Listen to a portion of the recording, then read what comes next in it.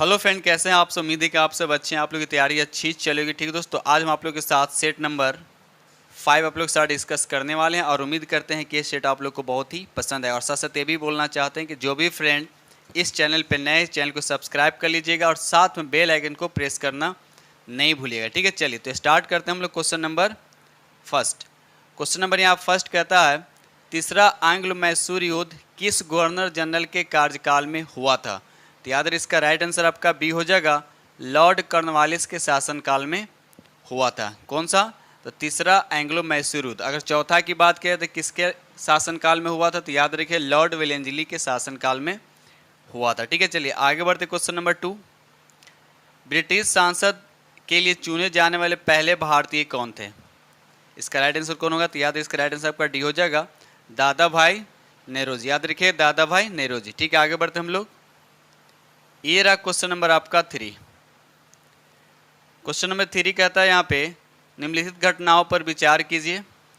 ठीक है, और यहाँ पर दे रहा है कि इन घटनाओं का सही काल अनुक्रमिक कीजिए, यानी सबसे पहले कौन और सबसे लास्ट में, ये करके आपको दिखाना। ठीक है, तो यहाँ बताइए इसका राइट आंसर कौन होगा। तो यहाँ पर देखा है तो सबसे पहले हो जाएगा आपका 2 हो जाएगा संथाल विद्रोह, उसके बाद सिपाही विद्रोह हो जाएगा।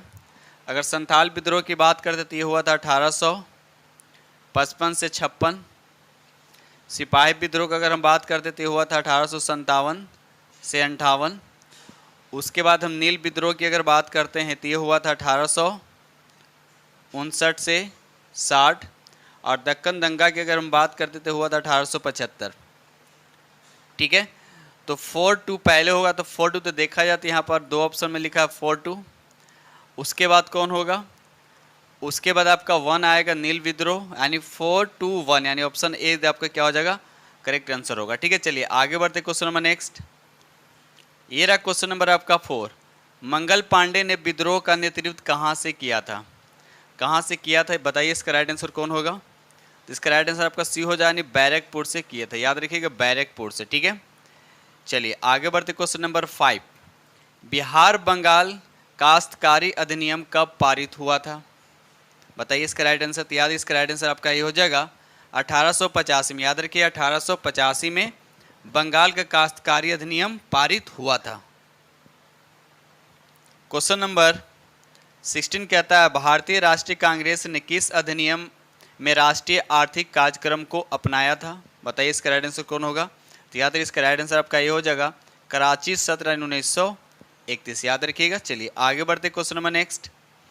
क्वेश्चन नंबर 7 का था 1823 में लाइसेंसिंग रेगुलेशन एक्ट किसने पेश किया था। किसने पेश किया था, तो याद है इसका राइट आंसर आपका सी हो जाएगा, जॉन एडम्स ने पेश किया था। जॉन एडम्स ने पेश किया था। कब किया था, तो याद है 1823 ईस्वी में। ठीक है, चलिए आगे बढ़ते क्वेश्चन नंबर नेक्स्ट। ये रहा क्वेश्चन नंबर आपका 8। क्वेश्चन नंबर 8 कहता है, निम्नलिखित में किसने नील दर्पण का अंग्रेजी में अनुवाद किया। नील दर्पण का अंग्रेजी में अनुवाद किया, तो सबसे पहले याद है कि नील दर्पण को लिखा किसने, तो दीनबंधु मित्र ने। कब, तो याद रखिए 1858 से 1859 की बात है। और इसको अंग्रेजी में अनुवाद किसने किया, ये आपसे पूछा जाता है। याद रखिए यहाँ पर राइट आंसर आपका बी हो जाएगा, मधुसूदन दत्त। याद रखिएगा मधुसूदन दत्त ने इसे अंग्रेजी में क्या किया है, अनुवाद किया। तो सबसे पहले नील दर्पण किसने लिखा, तो दीनबंधु। याद रखिएगा। ठीक है, और इसको अंग्रेजी में अनुवाद किया तो मधुसूदन दत्त ने। ठीक है, चलिए आगे बढ़ते क्वेश्चन नंबर 9। समाचार पत्र हिंदुस्तान टाइम्स के संपादक कौन थे। तो इसका राइट आंसर आपका सी हो जाएगा, के.एम. पन्नीकर। याद रखिए के.एम. पन्नीकर। ठीक है, चलिए आगे बढ़ते question number next. Question number यहाँ पे 10 कहता है, पुस्तकें राजयोग, कर्मयोग, ज्ञान योग और भक्ति योग किसके द्वारा लिखित है, यानी किसके द्वारा लिखा है। तो याद है इसका राइट आंसर आपका बी हो जाएगा, स्वामी विवेकानंद। याद रखिए स्वामी विवेकानंद। साथ साथ ये भी याद रखिएगा स्वामी विवेकानंद का बचपन का नाम क्या था, तो याद इनको नरेंद्र दत्त के नाम से जाने जाते थे। नरेंद्र दत्त के नाम से जाने थे। और सबसे बड़ी बात है ये भी आप लोग याद रखिएगा कि राष्ट्रीय युवा दिवस कब मनाया जाता है। तो राष्ट्रीय युवा दिवस कब मनाया जाता है, तो 12 जनवरी को। तो कुछ तो रीजन हुआ कि 12 जनवरी को क्यों मनाया जाता है, तो याद रखिएगा इन स्वामी विवेकानंद की जयंती पर हर साल 12 जनवरी को राष्ट्रीय युवा दिवस मनाया जाता है। याद रखिएगा। चलिए आगे बढ़ते question number next. Question number यहाँ पे 11 कहता है, किसके नेतृत्व में ठगी प्रथा का दमन किया गया था? तो याद रखिए इसका राइट आंसर आपका डी हो जाएगा, कर्नल सलीमन के नेतृत्व में। याद रखिएगा कर्नल सलीमन के नेतृत्व में। ठीक है दोस्त। क्वेश्चन नंबर यहाँ पे 12 कहता है भारत में स्थानीय स्वशासन का जनक किन्हें माना जाता है, यानी किसे माना जाता है? तो याद रखिए इसका राइट आंसर आपका ए हो जाएगा, लॉर्ड रिपन को माना जाता है। याद रखिए लॉर्ड रिपन को माना जाता है। ठीक है। और कब से कब वायसराय रहे? तो याद रखिए इसका इसका 1880 से 84 तक ये क्या रहे? वायसराय के रूप में कार्यकाल किए थे। ठीक है। चलिए आगे बढ़ते question number next. Question number यहाँ पे 13 कहता है निम्नलिखित में से किसने 1904 में भारतीय विश्वविद्यालय अधिनियम को प्रतिगामी उपाय बताया था? तो याद रखिए इसका राइट आंसर क्या हो जाएगा? इसका राइट आंसर आपका ए हो जाएगा, गोपाल कृष्ण गोखले। याद रखिए गोपाल कृष्ण गोखले। ठीक है। चलिए आगे बढ़ते क्वेश्चन नंबर यहाँ पर हम 14 की तरफ। कांग्रेस सोशलिस्ट पार्टी 1934 के गठन के दौरान भारत का वायसराय कौन था? याद रखिए इसका राइट आंसर आपका डी हो जाएगा, लॉर्ड विलिंगटन। याद रखिए लॉर्ड विलिंगटन। ठीक है। और लॉर्ड विलिंगटन भारत के वायसराय कब से कब तक रहे? तो याद रखिए 1931 से 36 तक। याद रखिए 1931 से 36 तक। आगे बढ़ते question number next. Question number यहाँ 15 कहता है हम ब्रिटेन की बर्बादी से अपनी स्वतंत्रता नहीं चाहते हैं, किसने कहा? तो याद रखिए इसका राइट आंसर आपका बी हो जानी, महात्मा गांधी ने कहा था। किसने कहा था? तो महात्मा गांधी जी ने कहा था। आगे बढ़ते क्वेश्चन नंबर यहाँ पर 16 कहता है दांडी मार्च के दौरान रघुपति राघव राजा राम गीत किस प्रसिद्ध संगीतकार द्वारा गाया गया था? तो याद रखिए इसका राइट आंसर आपका ए हो जाएगा, दिगंबर विष्णु पलुस्कर। याद रखिए दिगंबर विष्णु पलुस्कर के द्वारा गाया गया था। ठीक है। चलिए आगे बढ़ते क्वेश्चन नंबर नेक्स्ट। ये रहा क्वेश्चन नंबर आपका 17। क्वेश्चन नंबर 17 कहता है गांधी जी की अनुपस्थिति में भारत छोड़ो आंदोलन का नेतृत्व किसके द्वारा किया गया था? तो याद रखिए यहाँ पर राइट आंसर आपका सी हो जाएगा, अरुणा आसफ अली। याद रखिए अरुणा आसफ अली के द्वारा। ठीक है। चलिए आगे बढ़ते क्वेश्चन नंबर नेक्स्ट। ये रहा क्वेश्चन नंबर आपका 18 कहता है निम्नलिखित में से किसने अपने शासनकाल के दौरान एक नया कैलेंडर, एक नई प्रणाली का या सिक्का, एक नए पैमाने या वजन एवं माप की शुरुआत की थी? तो किसने किया था? तो याद है इसका राइट आंसर आपका ए हो जाएगा, टीपू सुल्तान। याद रखिएगा टीपू सुल्तान जो हैदर अली के क्या थे? बेटे थे। और टीपू सुल्तान जो है मैसूर के शेर के नाम से ये जाने जाते। ठीक है। चलिए आगे बढ़ते क्वेश्चन नंबर नेक्स्ट। ये रहा क्वेश्चन नंबर आपका 19 कहता है निम्नलिखित में से किस आंदोलन के दौरान गांधी जी ने 1 वर्ष में स्वराज का वादा किया था? ठीक है। किस आंदोलन के दौरान ये आपसे पूछा गया? तो याद रखिएगा यहाँ पर राइट आंसर आपका ए हो जाएगा, असहयोग आंदोलन के दौरान। याद रखिएगा असहयोग आंदोलन के दौरान। आगे बढ़ते question number next. Question number यहाँ पर 20 कहता है क्लीमेंट एटली की घोषणा के अनुसार भारत में ब्रिटिश शासन की समाप्ति किस तिथि तक होनी थी? किस तिथि तक होनी थी? तो याद रखिए इसका राइट आंसर आपका डी हो जाएगा, 30 जून 1948। 30 जून 1948। ठीक है। चलिए आगे बढ़ते question number 21। Cabinet mission Bharat आया था, आपको बताना है कि कैबिनेट मिशन जो है भारत कब आया था? तो याद रखिएगा 24 मार्च 1946 को ये भारत आया था। ऑप्शन ए इज द क्या हो जाएगा करेक्ट। याद रखिएगा मार्च का महीना था। याद रखिएगा दोस्त। चलिए आगे बढ़ते क्वेश्चन नंबर नेक्स्ट। ये रहा क्वेश्चन नंबर आपका 21 कहता है निम्नलिखित में से कौन सा सिंधु घाटी सभ्यता के बारे में आपको सही बताना है कि कौन सा इसमें सही है? तो इसमें उपयुक्त में से सभी क्या है? D is the correct answer. सभी के सभी इसमें क्या है? सही है। आगे बढ़ते क्वेश्चन नंबर यहाँ पर 23 कहता है रामायण, महाभारत और मनुस्मृति निम्नलिखित में से किस अवधि के दौरान संकलित किए गए थे? किस अवधि के दौरान संकलित किए गए थे? तो याद रखिए इसका राइट आंसर आपका सी हो जाएगा, शुंग काल में। याद रखिए दोस्त शुंग काल में। ठीक है। चलिए आगे बढ़ते हम लोग क्वेश्चन नंबर नेक्स्ट। ये रहा क्वेश्चन नंबर आपका 24 कहता है मथुरा और गंधार कला के बारे में निम्नलिखित में से कौन सा कथन, इसमें भी आपको राइट बताना है कौन सा कथन इसमें राइट है?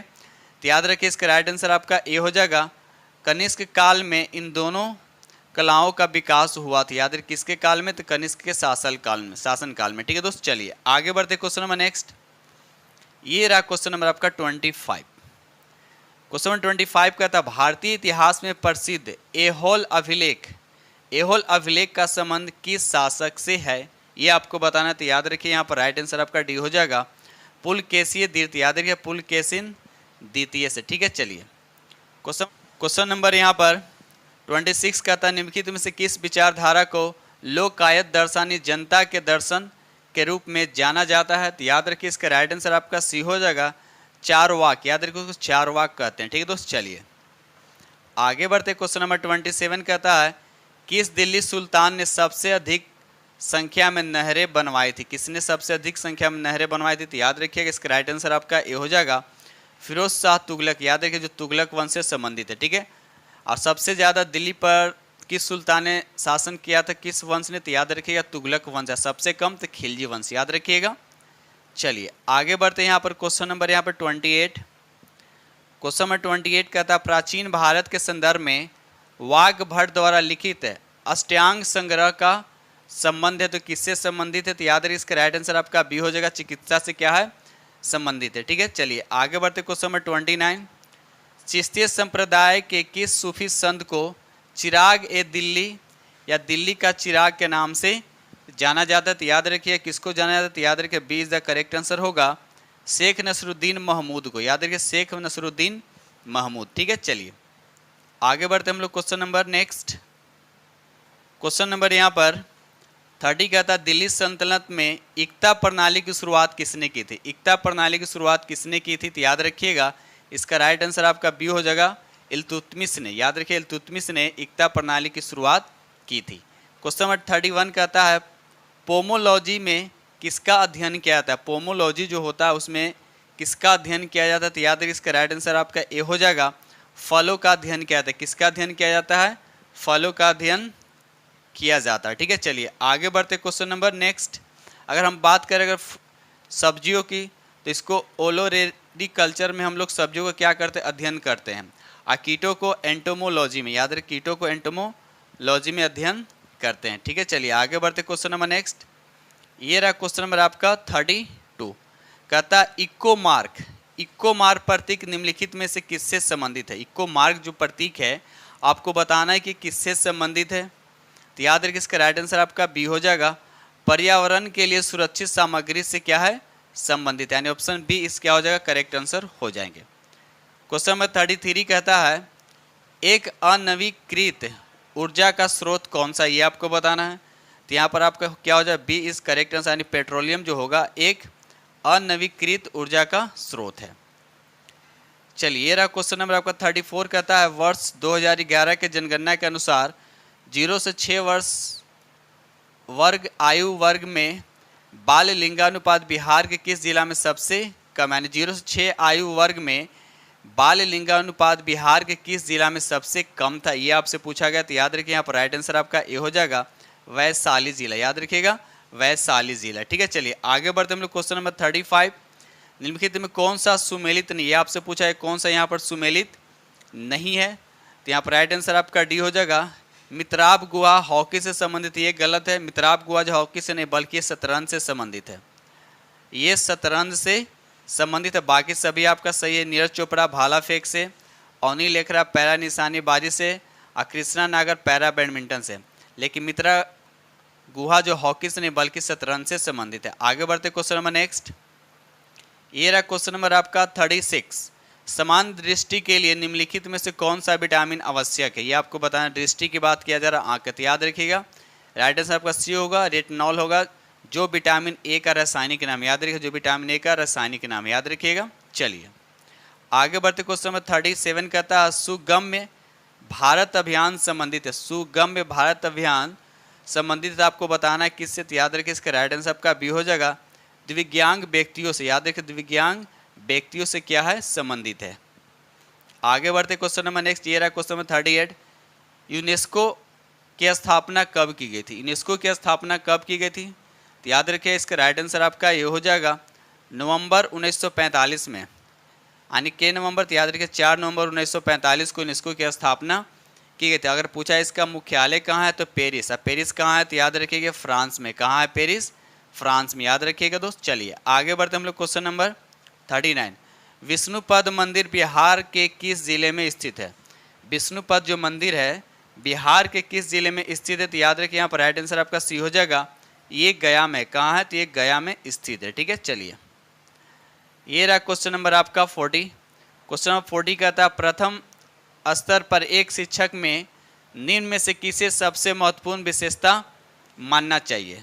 तो याद रखिए इसका राइट आंसर आपका बी हो जाएगा, धैर्य और दृढ़ता। याद रखिए धैर्य और दृढ़ता। ठीक है, चलिए आगे बढ़ते हम लोग क्वेश्चन नंबर नेक्स्ट।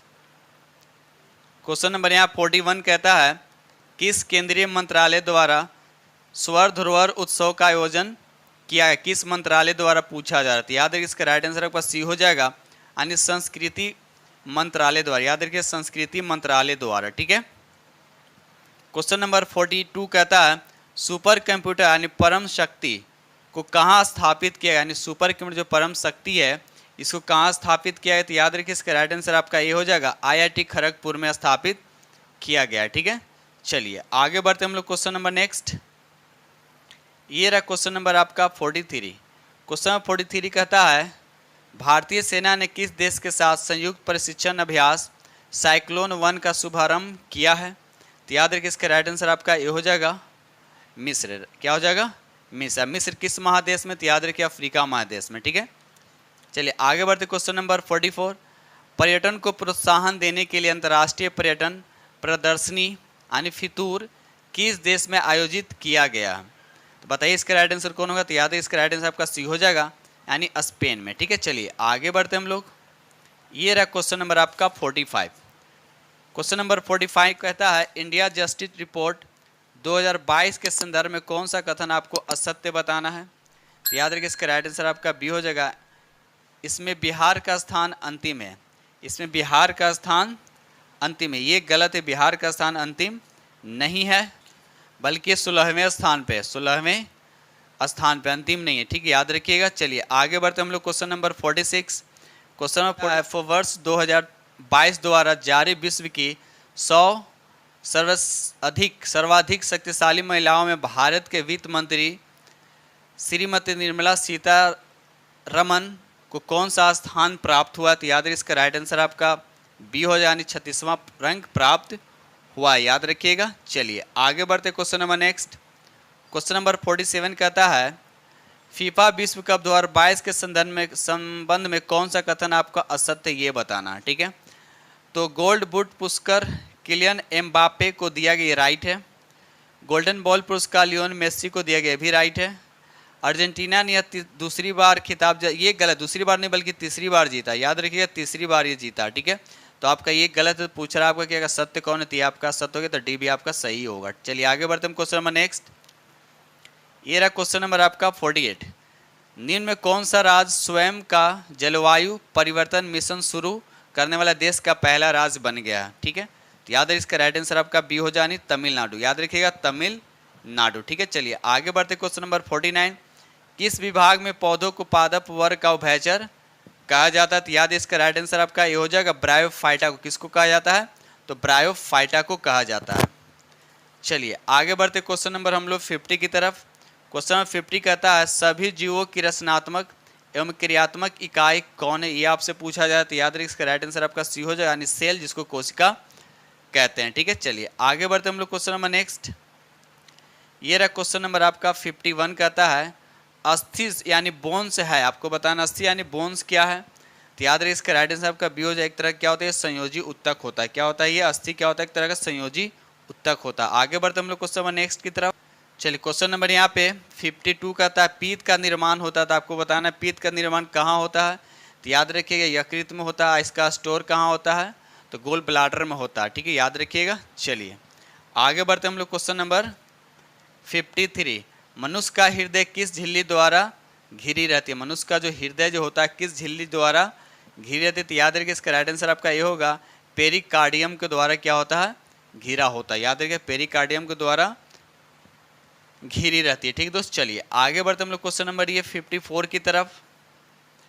रेजिन किस पौधे का उत्सर्जी पदार्थ है? रेजिन जो है किस पौधे का उत्सर्जी पदार्थ है, ये आपसे पूछा जा रहा है। तो याद रखिए इसका राइट आंसर आपका सी हो जाएगा चीड़ से, याद रखिएगा चीड़ से। ठीक है, चलिए आगे बढ़ते हम लोग क्वेश्चन नंबर 55। निम्न में से मास्टर ग्रंथि कहा जाता था, किसको कहा जाता है? तो याद रखिए इसका राइट आंसर आपका बी हो जाएगा पिट्यूटरी ग्रंथि को कहा, यानी पिट्यूटरी ग्रंथि को कहा जाता है, याद रखिएगा। चलिए इसका राइट आंसर आपका 20 क्या हो जाएगा? करेक्ट आंसर हो जाएंगे। ठीक है, चलिए आगे बढ़ते हम लोग क्वेश्चन नंबर 56 की तरफ। क्वेश्चन नंबर 56 कहता है पक्षियों तथा चमगादड़ के पंख किस अंग के उदाहरण है? किस अंग के उदाहरण है? तो याद रहे इसका राइट आंसर आपका बी हो जाएगा, असमजात अंग के क्या है? उदाहरण है। ठीक है, चलिए आगे बढ़ते हैं। Question number next, question number 57 कहता है निम्न में किस भौतिक राशि की इकाई समय का दो बार उपयोग करता? समय का दो बार उपयोग करता है। देखिए यहाँ पर राइट आंसर आपका ए हो जाएगा। तुरंत कैसे? मीटर पर सेकेंड स्क्वायर होता है। स्क्वायर का मतलब समय, यानी यूनिट इसको दो बार हो गया, यानी एस इंटू एस। याद रखिएगा, यानी त्वरण दो बार क्या करता है? समय के इकाई को दो बार यूज करता है। याद रखिएगा। चलिए आगे अशासित भी याद रखिएगा। त्वरण जो होता है ये सदिश राशि होता है। क्या होता है? सदिश राशि या त्वरण कहते हैं किसी, तो वेग में परिवर्तन के दर को त्वरण कहते हैं, यानी v minus you upon T होता है, ए इज इक्वल टू। ठीक है, चलिए ये रहा क्वेश्चन नंबर 58 कहता है बस के अचानक रुकने से बस में बैठे यात्रियों का शरीर आगे की ओर झुक जाता है, इसका कारण क्या था? याद रखिएगा, ये न्यूटन के गति के प्रथम नियम के अकॉर्डिंग होता है। ठीक है, और न्यूटन के प्रथम नियम को हम कहते हैं जड़त्व का नियम भी कहते हैं, लेकिन यहाँ पर ऑप्शन नहीं दे रखा, तो यहाँ पर ऑप्शन हो जाएगा आपका बी हो जाएगा, यानी गति का जड़त्व के कारण। याद रखिए, गति के जड़त्व के कारण क्या होता है? कोई जो जब गाड़ी रुकती है तो इंसान आगे की तरफ क्या होता है?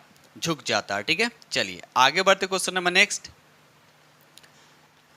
क्वेश्चन नंबर 59 कहता है प्रतिवर्ती धारा मतलब एसी धारा को डीसी धारा निर्दिष्ट धारा में परिवर्तित करने के लिए युक्ति को कहते हैं, तो क्या कहते हैं? उसको राइट आंसर आपका बी हो जाएगा, उसको रेक्टिफायर कहा जाता है। याद रखिएगा। क्वेश्चन नंबर 60 कहता है यदि किसी गतिमान वस्तु के वेग को दुगना कर दिया जाए तो उसके गतिज ऊर्जा पर क्या प्रभाव होगा? अब सबसे पहली बात है, गतिज ऊर्जा का फॉर्मूला क्या होता है? 1/2 mv² है। तो किसको दुगना करना है? तो वेग को। तो वेग यहाँ देखिए क्या स्क्वायर में है, तो 2 का स्क्वायर करेंगे तो 4 होगा। इसका मतलब क्या होगा कि गतिज ऊर्जा जो होगा वो 4 गुना क्या हो जाएगा? बढ़ जाएगा। तो याद है इसका राइट आंसर आपका डी हो जाएगा। डी में लिखा उसकी गति ऊर्जा जो है 4 गुनी हो जाएगी। ठीक है, चलिए आगे बढ़ते हैं हम लोग क्वेश्चन नंबर नेक्स्ट। ये रहा क्वेश्चन नंबर आपका 61। क्वेश्चन नंबर 61 कहता है वे वस्तुएं जो प्रकाश उत्सर्जित करते हैं कहलाते हैं। बिल्कुल इजी सा क्वेश्चन है, तो याद है इसका राइट आंसर आपका ए हो जाएगा, प्रदीप्त कहलाता है, ल्यूमिनस कहलाता है। याद रखिएगा।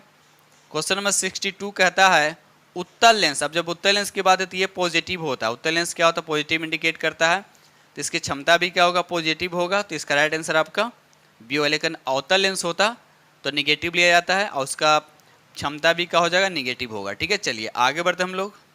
क्वेश्चन नंबर 63 कहता है दूरदृष्टि दोष को दूर करने के लिए किस लेंस का उपयोग किया जाता है? तो याद रखिए इसका राइट आंसर आपका बी हो जाएगा। याद रखिएगा उत्तल लेंस। अगर निकट दृष्टि होता तो अवतल लेंस का उपयोग करते हैं। ठीक है, चलिए क्वेश्चन नंबर 64 कहता है वोल्ट मीटर का कार्य क्या है? तो याद रखिए इसका राइट आंसर आपका बी हो जाएगा, विद्युत परिपथ में किन्हीं दो बिंदुओं के बीच को विभानता यानी पोटेंशियल को क्या करता है? ये मापने का काम करता है। उसी तरह से एमीटर का काम क्या है? ये धारा को मेजरमेंट करता है और विद्युत परिपथ में इसे सीरीज में जोड़ा जाता है। याद रखिएगा। और साथ साथ ये भी याद रखिएगा कि जो वोल्ट मीटर है उसको पैरेलल में जोड़ा जाता है। ठीक है, आगे बढ़ते हम लोग क्वेश्चन नंबर नेक्स्ट। ये रहा क्वेश्चन नंबर आपका 65। क्वेश्चन नंबर 65 कहता है विद्युत जनित्र यानी जनरेटर की बात कर रहा है का सिद्धांत आधारित है। किस पे आधारित है ये आपको बताना है, तो याद रखिए इसका राइट आंसर आपका बी हो जाएगा, विद्युत चुंबकीय प्रेरण के आधार पे। याद रखिए विद्युत चुंबकीय प्रेरण के आधार पे। ठीक है, चलिए आगे बढ़ते हम लोग क्वेश्चन नंबर 66। गैस का द्रव में परिवर्तन कहलाता है। गैस का द्रव में परिवर्तन क्या कहलाता है? तो याद रखिए इसको बोलते हैं हम लोग सी, यानी राइट आंसर आपका सी यानी संघनन होता है। इसको बोलते हैं कंडेंसेशन होता है। ठीक है, जो गैस से द्रव में क्या होता है? कन्वर्ट होता है, उसको कंडेंसेशन यानी संघनन कहते हैं। ठीक है, आगे बढ़ते क्वेश्चन नंबर 67। पदार्थों के कणों को एक साथ बांध कर रखने वाले बल को क्या कहा जाता है? बिल्कुल इजी क्वेश्चन यहाँ पर दे रखा है, तो उसको अंतरान्विक बल कहते हैं। याद रखिएगा। सबसे ज़्यादा अंतरान्विक बल किस में होता है? तो ठोस में होता है, उससे कम होता है लिक्विड में, सबसे कम क्या होता है? गैस में होता है। याद रखिएगा। क्वेश्चन नंबर 68 कहता है दो असमान, ये घनत्व लिखा हुआ, घनत्व वाले अमिश्रणीय द्रव पदार्थ को किस विधि द्वारा अलग किया जाता है? तो याद है इसका राइट आंसर आपका ए हो जाएगा, पृथक्करण की विधि द्वारा अलग किया जाता है। ठीक है, चलिए आगे बढ़ते हम लोग क्वेश्चन नंबर 69 कहता है निम्नलिखित में से कौन निम्नलिखित में से भौतिक परिवर्तन का उदाहरण है। इसमें से कौन भौतिक परिवर्तन का उदाहरण? तो याद रखिए जल का जमना जो है भौतिक परिवर्तन का उदाहरण, बाकी सभी क्या है? रासायनिक परिवर्तन का उदाहरण है। ठीक है, चलिए ये रहा क्वेश्चन नंबर 70 कहता है अमोनिया में नाइट्रोजन की संयुक्ता पूछा है कि नाइट्रोजन की संयुक्ता कितना है अमोनिया में? तो याद रखिएगा राइट आंसर आपका 3 हो जाएगा। क्या हो जाएगा? 3 हो जाएगा। ठीक है, चलिए आगे बढ़ते क्वेश्चन नंबर 71। चलिए यहाँ पर क्वेश्चन नंबर 71 कहता है परमाणु के नाभिक के नज़दीक कौन सी कक्षा होती है? तो देखिए इसका स्टार्टिंग होता है के से, तो KLM इस तरह से होता है। ठीक है, तो नाभिक की बात किया तो सबसे नज़दीक कौन होता है? के कक्षा होता है। राइट आंसर आपका ए इज द करेक्ट आंसर होगा। तो कमेंट सेक्शन में बताइए कि के जो कक्षा होता है इसमें कितने इलेक्ट्रॉन मैक्सिमम हो सकते हैं। ठीक है, कमेंट सेक्शन में जरूर बताइएगा। आगे बढ़ते क्वेश्चन नंबर 72। निम्नलिखित में से किस विधि द्वारा लोहे की कढ़ाई को जंग लगने से बचाया जा सकता है? किस विधि दो? याद इस पर क्या करेंगे हम? जस्ता की एक परत चढ़ा देंगे, जिसको बोलते हैं गैल्वेनाइजेशन भी बोला जाता है। ठीक है, यानी जस्ता की एक परत चढ़ाने से लोहे में जंग नहीं लगता। ठीक है, क्वेश्चन नंबर 73 कहता है कौन सा हाइड्रोकार्बन कमरे के तापमान पर ठोस अवस्था में होता है? तो याद रखिए इसका राइट आंसर आपका बी हो जाएगा, यानी C20H42। तो ये जो एल्केन ग्रुप का है मेंबर है, एल्केन ग्रुप का ये मेंबर है, याद रखिएगा। चलिए आगे बढ़ते हम लोग question number next. Question number 74 कहता है संविधान सभा के मूल अधिकारों अल्पसंख्यकों एवं जनजातियों तथा बहिष्कृत क्षेत्र के लिए परामर्शदाता समिति के अध्यक्ष थे, तो कौन थे? तो याद है इसका राइट आंसर आपका सी हो जाएगा, सरदार पटेल। याद रखिएगा सरदार पटेल। ठीक है दोस्त, चलिए आगे बढ़ते क्वेश्चन नंबर 75। उच्चतम न्यायालय के सेवानिवृत्त न्यायाधीशों के लिए कहाँ पर वकालत करने की मनाही है? तो आपको बताना है इसका राइट आंसर क्या होगा। तो बी हो जाएगा, भारत के किसी भी न्यायालय में। याद रखिए भारत के किसी भी न्यायालय में। ठीक है, चलिए आगे बढ़ते हम लोग। ये रहा क्वेश्चन नंबर 76। राज्य की वास्तविक कार्यपालिका शक्तियों का प्रयोग किसके द्वारा किया जाता है? राज्य के वास्तविक कार्यपालिका शक्तियों का प्रयोग किसके द्वारा किया जाता है? तो याद है इसका राइट आंसर आपका ए हो जाएगा, मुख्यमंत्री द्वारा। याद रखिएगा मुख्यमंत्री द्वारा। क्वेश्चन नंबर 77 कहता है निम्न में कौन सा विषय राज्य सूची के अंतर्गत आता है? तो याद है इसका राइट आंसर आपका ए हो जाएगा, कृषि जो है राज्य सूची के अंतर्गत आता है। ठीक है, चलिए आगे बढ़ते क्वेश्चन नंबर नेक्स्ट। अगर हम शिक्षा की बात करते हैं समवर्ती सूची के अंतर्गत आता है, और रक्षा जो आता है ये आता है आपका संघ सूची के अंतर्गत आते हैं, और दंड विधि जो है ये आते हैं आपको समवर्ती सूची के अंतर्गत। ठीक है, चलिए आगे बढ़ते हम लोग question number next. Question number 78 कहता है अल्पसंख्यकों के लिए किस वर्ष राष्ट्रीय आयोग बनाया गया था? अल्पसंख्यकों के लिए किस वर्ष राष्ट्रीय आयोग बनाया गया? तो याद रखिए इसका राइट आंसर आपका डी हो जाएगा, 1992 में बनाया गया था। याद रखिए 1992 में। ठीक है, चलिए क्वेश्चन नंबर 79 कहता है संयुक्त राष्ट्र सुरक्षा परिषद के अस्थायी सदस्यों का कार्यकाल कितने वर्ष तक होता है? ठीक है, तो याद रखिए 2 वर्ष तक। याद रखिए 2 वर्ष तक होता है। ठीक है, चलिए आगे बढ़ते हम लोग question number next. Question number 80 कहता है राज्य के अधीन क्या है? राज्य के अधीन क्या है? तो याद रखिए यहाँ पर राइट आंसर आपका सी हो जाएगा, आंतरिक तथा आंतरिक एवं बाह्य दोनों संप्रभुता जो है ये राज्य के अधीन है। ठीक है दोस्त, चलिए आगे बढ़ते क्वेश्चन नंबर नेक्स्ट। ये रहा क्वेश्चन नंबर आपका 81 कहता है भारतीय संविधान में मताधिकार से क्या अभिप्राय है? इससे आप क्या समझते हैं? तो इसका राइट आंसर आपका बी हो जाएगा, वोट देने का अधिकार। वोट देने का क्या है? अधिकार है। ठीक है, चलिए आगे बढ़ते क्वेश्चन नंबर 82। नगर पालिका में महिलाओं के लिए कितनी सीटें आरक्षित होती है? तो याद रखिए इसका राइट आंसर आपका सी हो जाएगा 1/3। याद रखिएगा 1/3। चलिए आगे बढ़ते question number next. Question number 83 कहता है जो व्यक्ति किसी स्टेट में नहीं रहता वह या तो संत होता है या पशु, यह किसने कहा था? तो याद रखिए इसका राइट आंसर पर डी हो जाएगा, अरस्तु ने कहा था। किसने कहा था? तो अरस्तु ने। आगे बढ़ते हम लोग question number next. Question number 84 कहता है किसी व्यक्ति के वास्तविक जीवन स्तर का आंकलन किया जा सकता है, किस तरह से किया जा सकता है? तो याद है इसका राइट आंसर आपका सी हो जाएगा, प्रति व्यक्ति की आय द्वारा। याद रखिए प्रति व्यक्ति की आय द्वारा। याद रखिएगा। चलिए आगे बढ़ते क्वेश्चन नंबर 85 कहता है प्रथम पंचवर्षीय योजना किस मॉडल पर आधारित थी? ये बहुत बार क्वेश्चन पूछा है, तो याद रखिए इसका राइट आंसर आपका बी हो जाएगा, हेरोड डोमर मॉडल पर आधारित थी। याद रखिएगा। चलिए आप प्रथम पंचवर्षीय योजना कब से कब तक था, तो याद रखिए 1951 से 1956, याद रखिए 1956 तक। ठीक है, चलिए आगे बढ़ते हम लोग question number next. Question number यहाँ पे 86 कहता है भारतीय अर्थव्यवस्था के स्वरूप के बारे में निम्नलिखित में से कौन सा एक विकल्प सही है, ये आपको बताना है। तो याद रखिए इसका राइट आंसर आपका ये हो जाएगा मिश्रित अर्थव्यवस्था। याद रखिए भारत की जो अर्थव्यवस्था है वो कैसा है, तो मिश्रित अर्थव्यवस्था। ठीक है, चलिए आगे बढ़ते क्वेश्चन नंबर 87। बिहार में धान के फसल उत्पादन में सबसे अग्रगण्य जिला कौन है, सबसे आगे जिला कौन सा है, तो याद रखिए इसका राइट आंसर आपका सी हो जाएगा रोहतास। ठीक है, सबसे शिक्षित जिला भी क्या है, रोहतास है, चाहे पुरुष की बात करें चाहे महिला की बात करें, भी याद रखिएगा।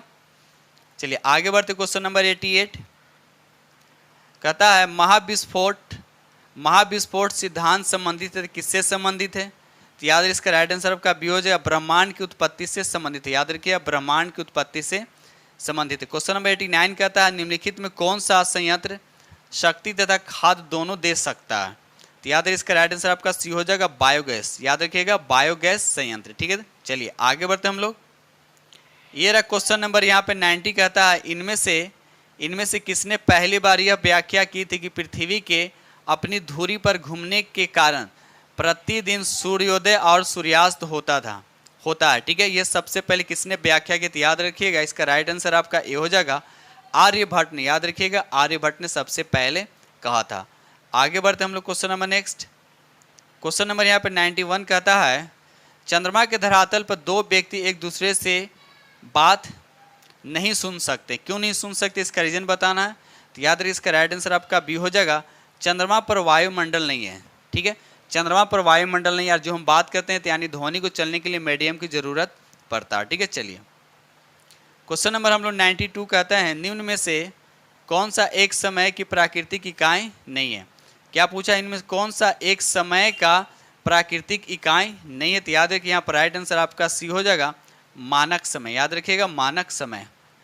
क्वेश्चन नंबर यहाँ पे 93 कहता है स्वाना का सर्वाधिक विस्तार कहाँ है, स्वाना का सर्वाधिक विस्तार कहाँ है, तो याद रखिएगा इसका राइट आंसर आपका ए हो जाएगा अफ्रीका में। याद रखिएगा अफ्रीका में। ठीक है दोस्त, चलिए आगे बढ़ते क्वेश्चन नंबर नेक्स्ट। चलिए क्वेश्चन नंबर यहाँ पे 94 कहता है भौगोलिक क्षेत्र की दृष्टि से भारत के निम्न जिलों में सबसे बड़ा जिला कौन सा, ये आपसे पूछा जा रहा है। ठीक है, क्षेत्रफल की दृष्टि से। तो यहाँ पर आप लोग को बताना है यहाँ पर राइट आंसर कौन होगा, तो यहाँ पर तो ऑप्शन हो जाएगा आपका बी, लेकिन किसी किसी में लद्दाख, ऐसे तो लद्दाख तो दे नहीं रखा। ठीक है, तो यहाँ पर राइट आंसर आपका क्या हो जाएगा, बी हो जाएगा। ठीक है, चलिए आगे बढ़ते क्वेश्चन नंबर 95 निम्नलिखित में कौन सा भारत की सबसे बड़ी मीठे पानी की झील है, मीठे पानी की झील यह बताना। तो याद है इसका राइट आंसर आपका बी हो जाए उलर झील। और उलर झील ये कहाँ है, तो याद रखिए जम्मू कश्मीर में। ये कहाँ है, तो जम्मू कश्मीर में। ठीक है, चलिए आगे बढ़ते क्वेश्चन नंबर नेक्स्ट। ये रहा क्वेश्चन नंबर आपका 96 कहता है किस राज्य सरकार ने जनसंख्या नियंत्रण करने हेतु एक नई जनसंख्या नीति शुरुआत की है, तो याद रखिए इसका राइट आंसर आपका डी हो जाएगा उत्तर प्रदेश। याद रखिएगा उत्तर प्रदेश। ठीक है, चलिए आगे बढ़ते क्वेश्चन नंबर 97 कहता है अपने प्रदूषकों के कारण कौन सी नदी जैविक मरुस्थल कहलाती है, कौन सी नदी जैविक मरुस्थल कहलाती है, इसका राइट आंसर आपका सी हो जाएगा दामोदर नदी। याद रखिएगा दामोदर नदी। ठीक है, चलिए ये रहा क्वेश्चन नंबर आपका 98। क्वेश्चन नंबर 98 कहता है राष्ट्रीय पर्यावरण इंजीनियरिंग शोध संस्थान कहाँ स्थित है, ये आपसे पूछा गया। तो याद रखिएगा नागपुर में। नागपुर कहाँ, तो ये महाराष्ट्र में। याद रखिएगा कहाँ, तो महाराष्ट्र में। ठीक है, क्वेश्चन नंबर 99 कहता है किस बायोगैस में सबसे कम तापांतर का मतलब है टेम्परेचर में डिफरेंस, किस बायोगैस में सबसे कम तापांतर तापों का अंतर पाया जाता है, तो बताना आपको राइट आंसर कौन होगा। तो याद रखिए इसका राइट आंसर आपका डी हो जाएगा सदाबहार वर्षा वन बायो में। याद रखिएगा। चलिए आगे बढ़ते question number next. Question number 100 कहता है निम्नलिखित में से कौन सा विश्व का सबसे बड़ा ग्लोबल कार्बन उत्सर्जक है, ये आपसे पूछा गया। तो याद है इसका राइट आंसर आपका बी हो जाएगा यानी चीन। याद रखिएगा राइट आंसर कौन होगा, तो चीन होगा।